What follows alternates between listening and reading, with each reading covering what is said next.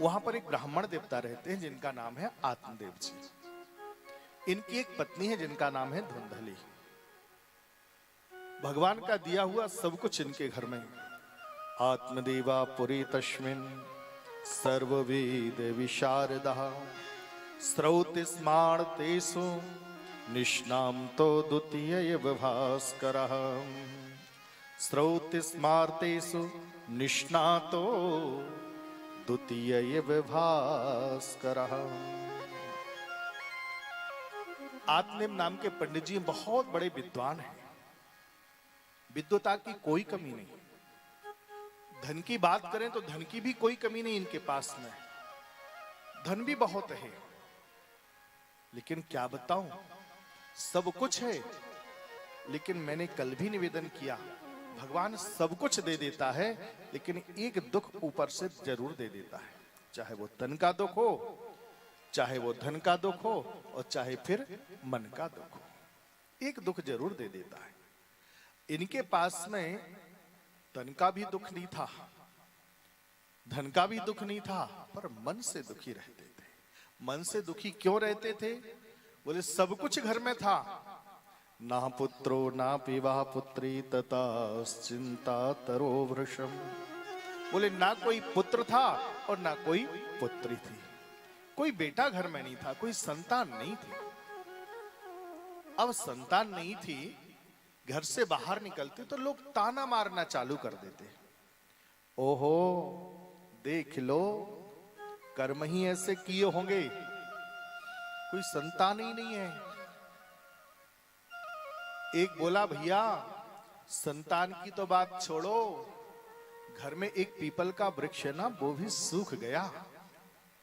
एक बोला भैया कहां तक बताऊं, घर में एक तुलसी का बिरवा है ना, उससे हाथ लग गया तो वो भी सूख गया। एक बोला भैया कहां तक बताऊं, किसी भी पौधे से अगर कहीं थोड़ा सा स्पर्श हो जाता है ना, जिस पौधे से जिस वृक्ष से स्पर्श हो जाता है वो वृक्ष फल देना बंद कर देता है। जिस पौधे से स्पर्श हो जाता है उसमें फूल आना ही बंद हो जाते। लोग ताने मारने लगे, तरह तरह के ताने मारने लगे। एक दिन अपने आप पर इतनी गलानी हुई, देखो तो सही लोग कितने ताने मार रहे हैं। एक बोला भैया घर में गौ माता है, वो भी बांझ है। तानों पर ताने मारना शुभारंभ कर दिया। आत्मदेव नाम के पंडित जी ने सोचा अब ज्यादा नहीं सुन सकता हूं, इससे तो अच्छा मेरा मर जाना है। अर्धरात्रि के समय बिना किसी को बताए घर से निकल गए जंगल में।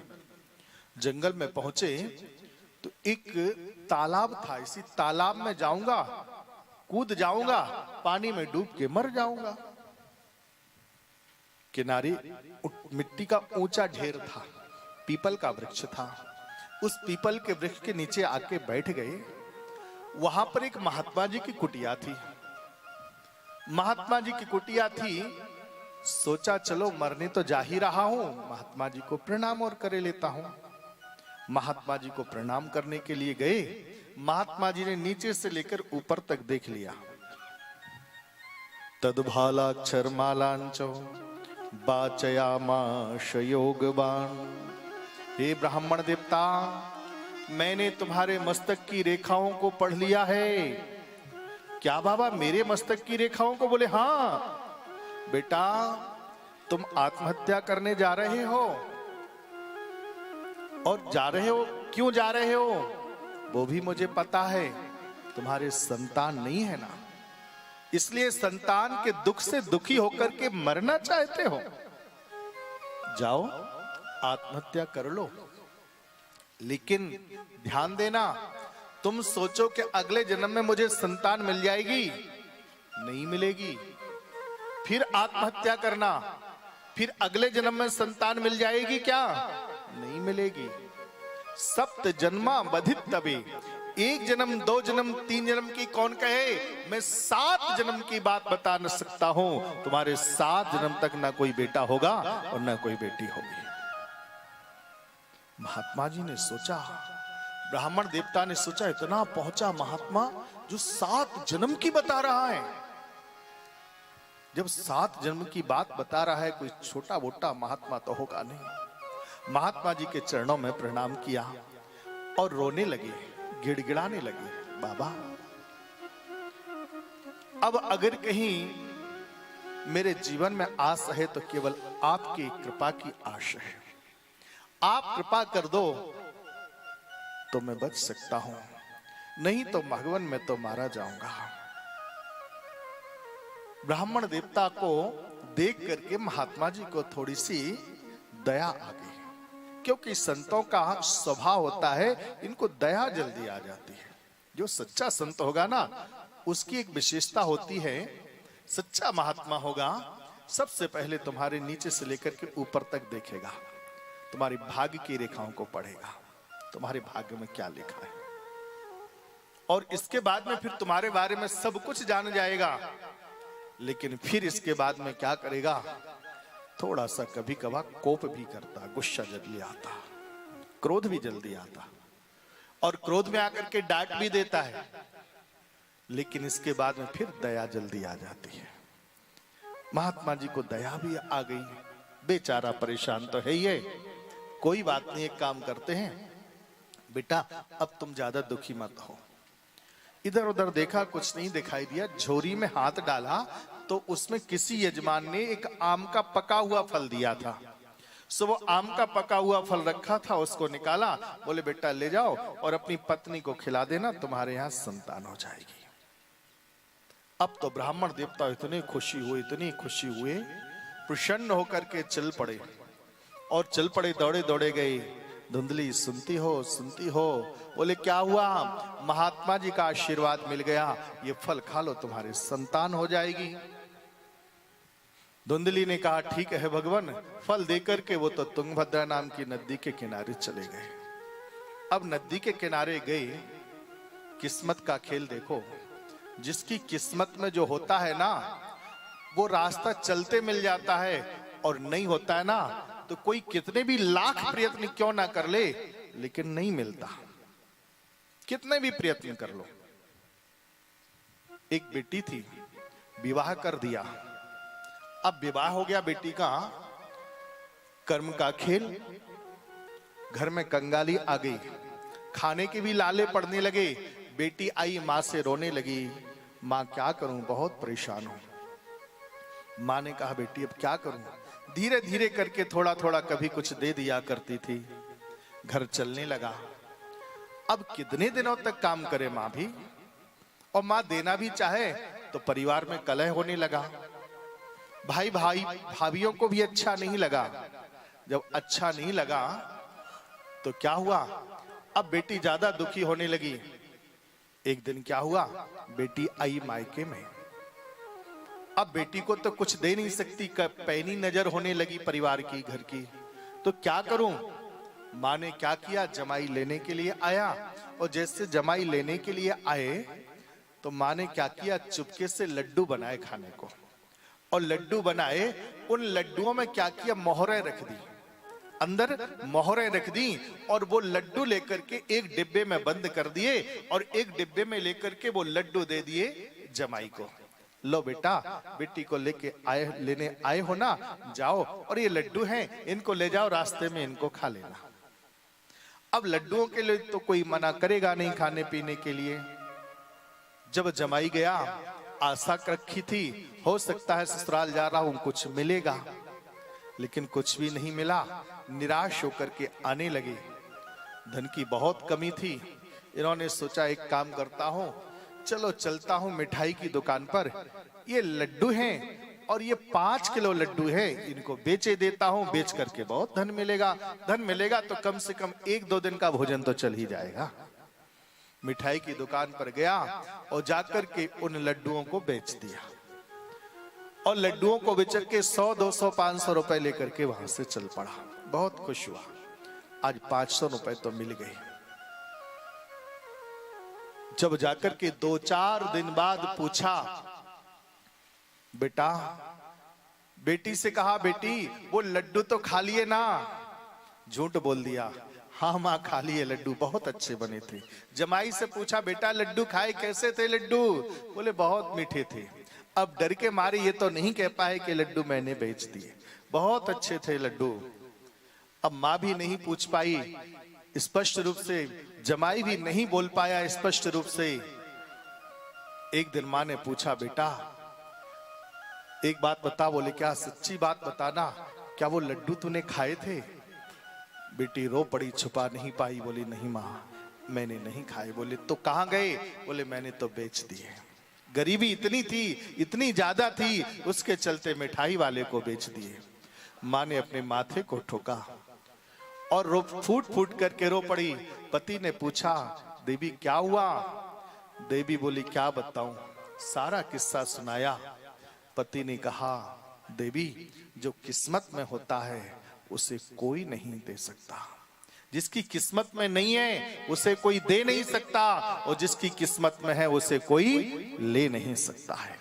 अरे किस्मत तो थी उस मिठाई वाले की जिसको मुफ्त में ही हीरे ये मोहरे मिल गई, लेकिन जिसकी किस्मत में नहीं था तो देने के बाद में भी उसके पास में नहीं रहा।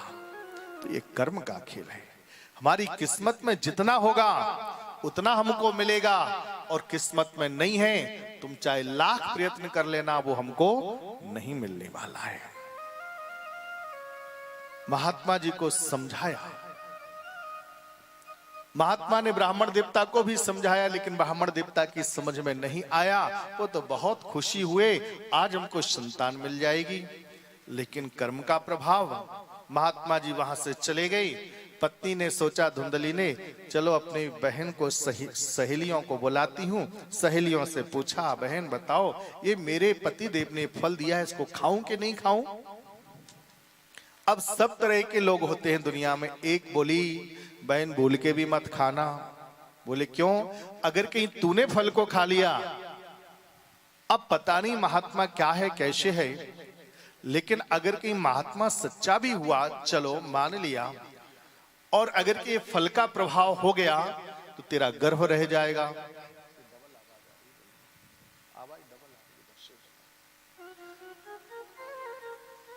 तेरा गर्भ रह जाएगा, और कहीं गर्भ रह गया ना तो फिर जानती है उधर बढ़ जाएगा, भोजन कम हो जाएगा, सुंदरता तेरी नष्ट हो जाएगी, एक जगह बैठी रह जाएगी। एक बोली, बहन वजन बढ़ जाएगा, कहीं तेरे घर में आग लग गई तो भाग भी नहीं पाएगी। अब काहे को घर में आग लगे और काहे को भागे। लेकिन जैसी धुंधली तैसी सहेलियां। बोले बहन तो क्या करूं? खास बहन बैठी थी, उसने कहा बताऊं? बोले हाँ, एक काम करो ना देवी। बोले क्या? देखो तुम्हारे घर में संतान नहीं है और हमारे घर में संतान की कोई कमी नहीं है, लेकिन हमारे घर में संतान की कमी नहीं है और तुम्हारे घर में धन की कमी नहीं है। तुम एक काम करना, अभी अभी हमारे पास में गर्भ हमारा रहा है और 9वें महीने में हमारे यहाँ बेटा होगा। तुम एक काम का बदले में हमको धन दे देना और हम तुमको वो बेटा दे देंगे। बोले तो ठीक है, इस बात का किसी को बोलना भी मत, पता भी नहीं चलेगा। बोले तब तो ठीक है। और यही हुआ। बड़े राज के साथ में इन्होंने क्या किया, वो धन लिया और धन लेने के बदले में उस बेटे को दे दिया। किसी को कोई इस बात का पता नहीं चला। लेकिन एक दिन क्या हुआ, पता चला पंडित जी को कि हमारे यहाँ संतान हुई। ब्राह्मणों को बुलवाया गया और ब्राह्मणों से कहा, ब्राह्मण देवता बोले एक काम करो। बोले क्या? बच्चे का नामकरण कर संस्कार करो, जाति कर्म संस्कार करो। ब्राह्मणों ने इनका नामकरण संस्कार करना ही चाहते थे, बस उसी समय कह दिया एक काम करो। बोले क्या? देखो आपके पिताजी का नाम है नामदेव और तुम्हारा नाम है आत्मदेव, इसलिए इस बच्चे का नाम रखे देते हैं हम परमात्मा देव। धुंधली बोली, ओहो बड़े आए नामदेव के आत्मदेव और बड़े आए आत्मदेव के परमात्मा देव। 9 महीने मैंने घर में रखा है, नाम तुम्हारे नाम से चलेगा क्या? मेरा नाम धुंधली है ना, इसलिए मैं तो इनका नाम धुंधकारी रखती हूं। और धुंधकारी नाम रख दिया। अब यथा नाम तथा गुण, जैसा नाम वैसे ही इसके गुण हो गए। इन्होंने क्या किया, जैसे ही देखा, आज कुछ समय व्यतीत हुआ, त्रिमासे निर्गते चाथो साधे नो सुख वीरवकम सर्वांग सुंदरम दिव्यम निर्मलम कनकाप्रभम।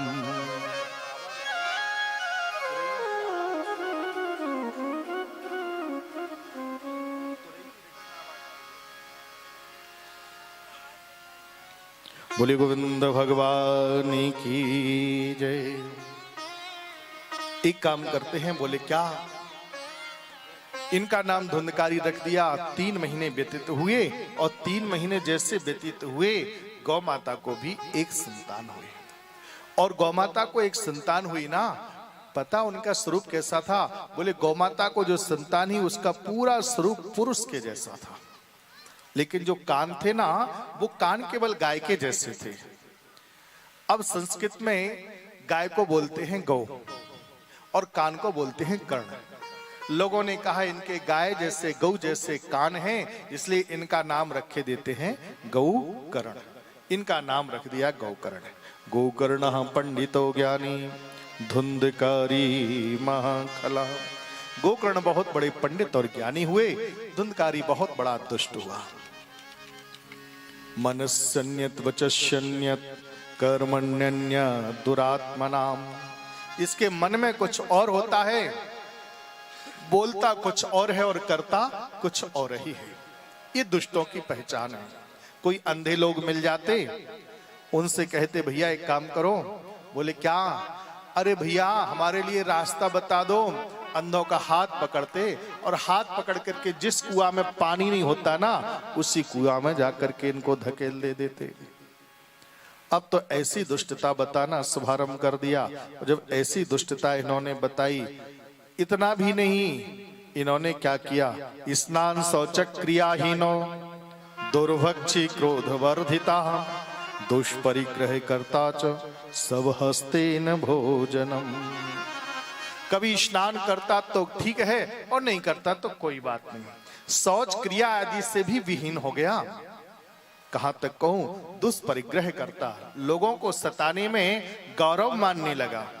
सब हस्तेन भोजनम, उन्हीं हाथों से सबका स्पर्श कर लेता और उन्हीं हाथों से भोजन भी कर लेता। इतना भी हो तब भी कोई बात नहीं। हिंसकः शस्त्रधारी च दीनांधानां प्रपीडका।